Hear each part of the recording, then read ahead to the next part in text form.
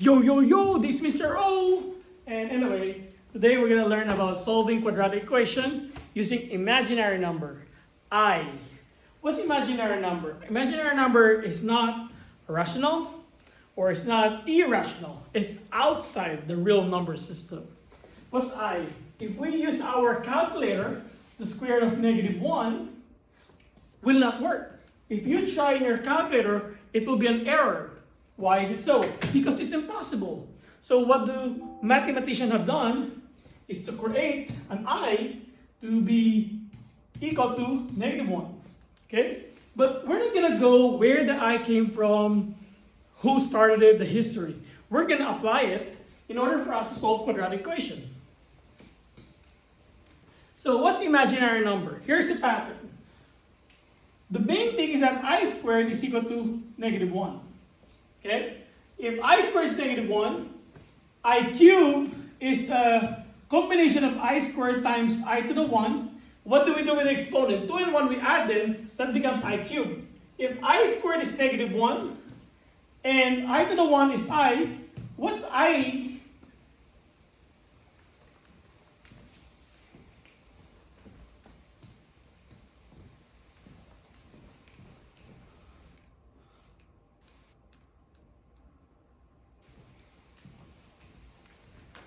Alright, so let's go with the pattern now.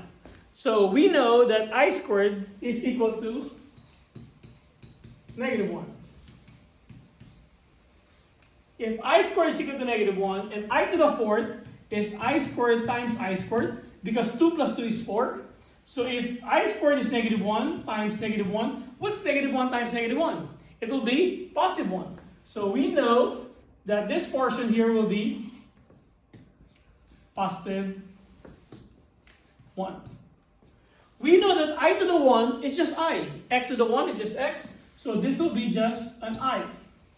And I cubed is I squared times I to the 1, which is I times -1, which will become -I. I would like you to familiarize yourself with this pattern. That 1, 2, 3, 4 is I, -1, -I, +1. Because if I ask you for bigger exponent of the I, you will get the same answer here. So meaning, if I ask you what's I to the 5th, it will be the same thing as that one, which is going to be an I. I to the 6th is same thing as that, I squared, which is same thing as -1. I to the 7 is same as that, which is I, and I to the 8 is equal to 1. And if we keep going the pattern, 1, 2, 3, 4, 5, 6, 7, 8, 9, 10, 11, 12, it will be the same thing. I, -1, -I, and +1. Now, look at the bottom portion. 4, 8, 12. They're all divisible by what number? 4. So it means that if I ask you what's I to the 40, what's the answer? The answer will be 1, because 4, 8, 12 are all divisible by 4. 40 is divisible by 4. So that means the answer for that one is the same thing as I to the 4th. If I give you I to 23. 23 is not divisible by 4. It's a prime number actually, but that's not how you do it. Here's a strategy. You always look for the closest number that is divisible by 4 to the 23. We know that the closest number to the 23 is I-24. Do you agree? 24 is divisible by 4. So we know it's going to be 1 here. Following the pattern here, we know that this will be the I-24. Where do you think will be I-23? It will be before that. So I-23. So therefore, I-23 will match the I to the 3rd, which will become -I. Clear? So you always look for the factorable by 4. One more. That's something like I to the 107. What's the closest number that's divisible by 4 207. It's 100. 100 is divided by 4. 104 is divided by 4. 108. So 108 will be divided by 4. So it's going to be the same thing. Which this will be 1 and this will be negative I. Okay? So if we have, let's say, 150. Is 150 divisible by 4? No. The closest one there is I1, not 140, it will be I120, 140. 140, then 144, then 148. So where will be the 140? So we know that I148 is divisible by 4. So this will be I147, 146, but we're looking for 150. So on the next set, it will be I149 and I150, I151, I152. That will be the pattern there. And we're looking for I150, which is the second one. So the answer there will be -1. And that's how you simplify imaginary number with the higher exponent. Next, simplifying with imaginary numbers. So now we have a radical involved with negative, which we know that I squared is equal to -1. We cannot simplify square root of 8 because it's negative. Even you plug in your calculator, it won't work. So what do? Two things. Number one, we know that -8 is same thing as square root of 8 times -1. We can break it down in two parts, square root of 8 and square root of -1. What is square root of -1 according to the definition? I squared is equal to -1, so this will become I squared now. Square root of I squared. What is square root of I squared? This cancels out. So the answer is just going to be an I. But what is square root of 8? We learned in the previous lesson that we can break down the 8 to 4 and 2. This is 2 and 2. Find pairs. This is a pair of 2. So that will step out. This 2 here will remain inside. Students, faculty, and staff, please pardon this interruption. I would like to congratulate Ms. Robin Chandler on being the 2021-2022 Teacher of the Year for Riverside High School. If you get an opportunity to see Ms. Chandler today, please give her a big congratulations. Thank you for all that you do, Ms. Chandler, and congratulations. Okay, very good. Anyway, continue.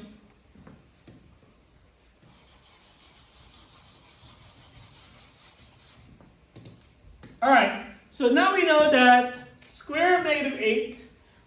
Okay, 1, 2, 3. Okay, let's try to square root of -8. Even if you plug in the calculator, it won't work because it's negative. Okay, so what do? There's a definition of I squared is equal to -1. So what do we do here? We know that -8 is same as square root of 8 times -1. Square root of 8 and -1 can be split into 2. One is 8, one is -1. Let's go with square root of 8 first. Square root of 8 can be split in 4 and 2, and this will be 2 and 2. That's called the prime factorization. And we have 2, 2, 2 there. And we look for a pair. Do you have a pair here? Yes, this is a pair of number. Cross it out, 2 step out, and what's left there is a 2 there. Now, what do we know about -1? -1 is same as I squared is equal to -1. So I can replace this -1 here by I squared. What's square root of I squared? This cancels out. What's left there is just an I. So the I is outside the square root, so put an I there. Plus or minus. And that's the answer there. Okay? Next. Square root of -162. Same thing. We can break it down into two parts. 162 is same thing as 162 times -1. Split them into 2. Square root of 162 and square root of -1. 162 can be broken down. Use your calculator. We know that this will be 2 and 81. 81 is 9 and 9. From there, you can see that you have 2, 9, 9. You have a pair of 9 that cross out, 9 step out, 2 remain inside. But we know that negative 1, square root of negative 1, is square root of I squared. This cross out, what's left is I. Put an I here, plus or minus. And that's the answer. Kaboom. What about if you have to multiply them? Square root of negative 5 times square root of negative 10. We know that this will be an I square root of 5. We cannot break down the negative anymore. Square root of negative 10, we cannot break down the square of 10, so leave an I outside. Erase, erase, erase. So what if we are multiplying square root of negative 5 and square root of negative 10? If you notice, guys, every time you have a negative, the I come out. The I comes out all the time. So in this case here, I have a negative there. I'm going to take it out right away. Square root of 5. I have a negative here. I'm just going to step it out. Square root of 10. What's I times I? I times I is I squared, which will give us negative 1 later on. What's square root of 5 times square root of 10? That will be square root of 50. Now you split them. The 50 can be 25 and 2. This will be 5 and 5. That gave us 5, 5, and 2. This is a pair of number here. So that will step out. 5 square root of 2. But what is I squared? I squared is negative 1. So you're going to put negative 1 times 5 here is negative here. And that's the answer. Kaboom. Okay, one more of this. Negative square root of negative 6 times square root of negative 12. We know that this is negative, so we will come out with an I there. So I square root of 6 times square root of 12. We can multiply 6 and 12. That will give us 72, I think. 6 times 12. 72. Break it down to 6 and 12. Break it down to 6 and 2. Now you have a pair of number there. So 6, 6, 2. 6 will come out. 2. But there's an I there. Put an I plus or minus. Next, square root of negative 2 times square root of negative 8 times square root of negative 20. They all have negative, so I square root of 2, I square root of 8, I square root of 20. How many i's do we have here? I to the third power. 2 times 8 is 16. 16 times 120, 20 is going to be 320. Break it down, 32 and 10. 16 and 2. This will be 2 and 5. And this will be 4 and 4.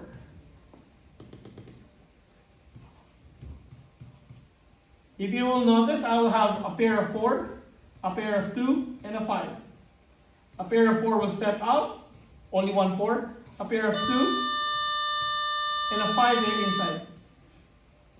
4 times 2 will give us 8 square root of 5. But hold on, we have an I cube. What's I cube? Remember the pattern? I to the 1, I squared, I cube, I to the 4th. This is going to be a positive 1. This is negative 1, and this is a negative I. So this is equal to negative I. I'm going to put here negative I. Since it's negative, you don't have to write plus or minus anymore. Okay? Now, how do we simplify if you have negative I squared? Negative 9I squared. We know that I squared is equal to negative 1. So we can replace that I squared here by negative 1. So negative 9 times negative 1. What's negative 9 times negative 1? It's going to be positive 9. Kaboom. 8I, close parenthesis squared. That means you have 8I times 8I. What's 8 times 8? 64. What's I times I? I squared. I squared is negative 1. So 64 times negative 1 is negative 64. Kaboom. 3I times 2I to the 5th power. So it's kind of maybe a big one here. But there's another way to make it simple. So negative 3I. You can write 2I 5 times. That will be fine. Or you can say 2 to the 5th, I to the 5th. What is 2 to the 5th? 2 to to the fifth, 2 times 2 times 2 times 2 times 2 is going to be 32. 32 times negative 3 outside will be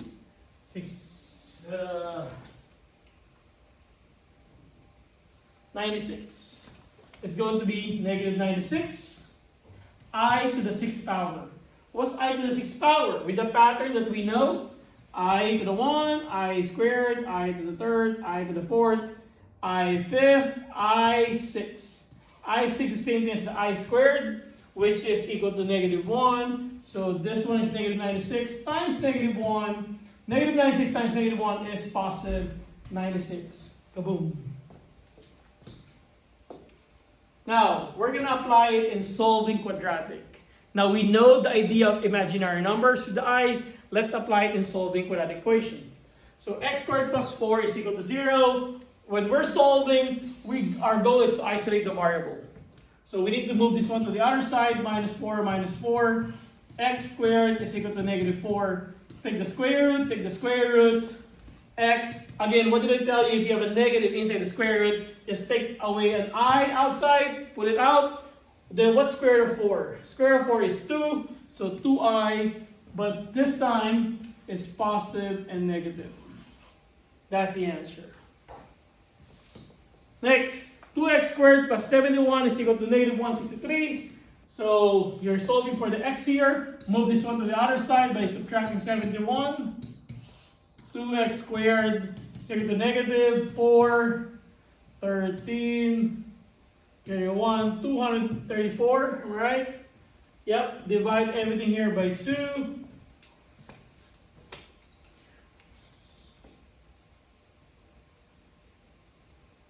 It's 117. 117, take the square of that, take the square of that. Oh, it's negative. So that means there should be an I. This will cancel. I there right away because there's a negative there. How do we break down the 117? 117 is obviously divisible by 3. 3 and 39. 39 is 3 and 13. So you have a pair of 3 there. So you know it's going to be 3, 3, 13.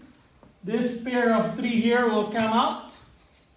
Right? 13 will remain there. So the correct answer is plus or minus of 3i square root of 13.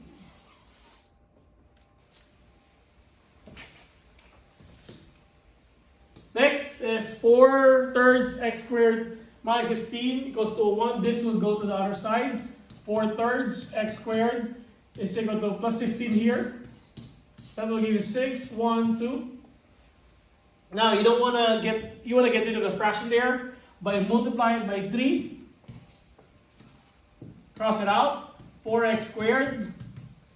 216 times 3 is 648. Divide everything here by 4. X squared is equal to 162.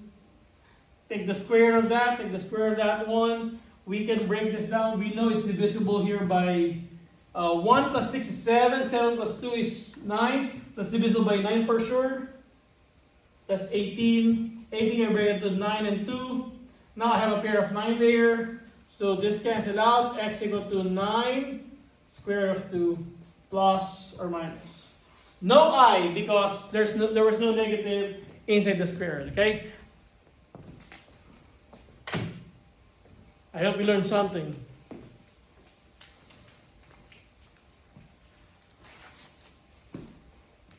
I hope you learned something. Kaboom.